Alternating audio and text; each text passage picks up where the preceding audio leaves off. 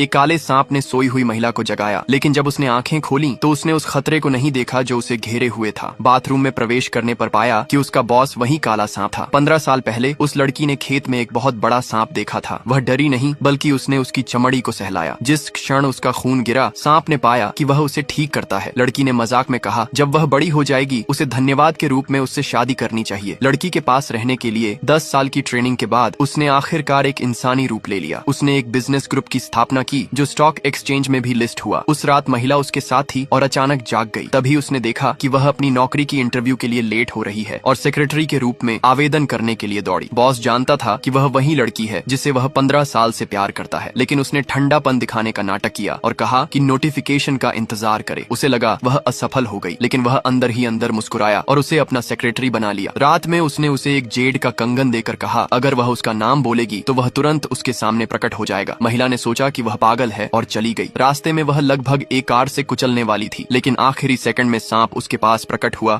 और उसे अपने साथ लेकर गायब हो गया। होश आने पर वह सांप की कार के अंदर थी और जो उसने जिया था वह एक सपना जैसा लगा। उसने धीमी आवाज में उसे सांत्वना दी कि अगर यह एक बुरा सपना था तो उसे उसके बारे में ज्यादा नहीं सोचना चाहिए। उसी समय उसकी दोस्त ने कॉल किया। उसने उसे बताया कि चिड़ियाघर में एक काला सांप प्रकट हुआ था, शायद वही जिसे उसने बचपन में देखा था। यह सुनकर उसने विश्वास किया कि वह अब भी सांप के बारे में सोच रही थी। उसने समझाया कि उस समय वह एक भोली बच्ची थी और सांप से शादी करना केवल एक मजाक था। अब वह उसके लिए एक साथी ढूंढना चाहती थी, लेकिन वह नहीं जानती थी कि वह सांप जिसे वह खोज रही थी उसका अपना बॉस था। उस रात वह सो नहीं सका, यह सोचकर कि वह उसे किसी और साथी को देना चाहती थी। उसे गुस्सा आ गया। अगले दिन उसने उससे पूछा क्या उसका पहले से कोई बॉयफ्रेंड है। वह जब अपने बालों को अनजाने में छू रही थी, उसने इसे एक संकेत के रूप में समझा। फिर उसने उससे पूछा क्या वह उसे छूना चाहती है। उसने बिना सोचे हाँ कहा, लेकिन फिर तुरंत दूर हट गई। उसी समय उसका फोन बजा। उसने अनुमति मांगी और चली गई। तभी उसने अपनी शक्ति का उपयोग करके देखा कि वह क्या कर रही थी और पाया कि एक आदमी उसका हाथ पकड़ रहा था। उसने गुस्से में मेज पर प्रहार किया, जिससे ऑफिस के सभी फूलदान टूट गए, लेकिन वह आदमी असल में उसका चाचा था। गलतफहमी ने उसका नींद उड़ा दिया और उसने यहाँ तक कि कंपनी भी मिस कर दी। सहायक से पूछने पर उसे पता चला कि वह बीमार है और वह उसके घर पर उसकी देखभाल करने के लिए दौड़ी। धोखे के लिए उसने गुस्से में उसे दंडित करना चाहा, लेकिन उसने निराशा में उसके होंठों को जोर से काट लिया। दर्द ने उसे प्रतिक्रिया करने पर मजबूर किया और अपराध बोध से भरा उसने उसे जाते हुए देखा। उसने ठंडी आवाज में उससे कहा कि अच्छी तरह आराम करे और जल्दी से चली गई। थोड़ी देर बाद वह कंपनी वापस आया। लड़की का अंकल बातचीत करने आया, लेकिन उसने आश्चर्यजनक रूप से उसे ठुकरा दिया। लड़की ने उसे सलाह दी कि यह एक अच्छा प्रोजेक्ट है। उसे लगा कि वह दूसरे आदमी का बचाव करने के लिए ऐसा कर रही थी। उसने अजनबी को बेनकाब करने का फैसला किया और सहायक को अनुबंध पर हस्ताक्षर करने के लिए भेजा। जब उसने इसे सुना तो प्रसन्न हुई और एक मुस्कान के साथ उसका धन्यवाद किया, लेकिन अगला वाक्य जो उसने कहा उसने तुरंत उसका रवैया बदल दिया।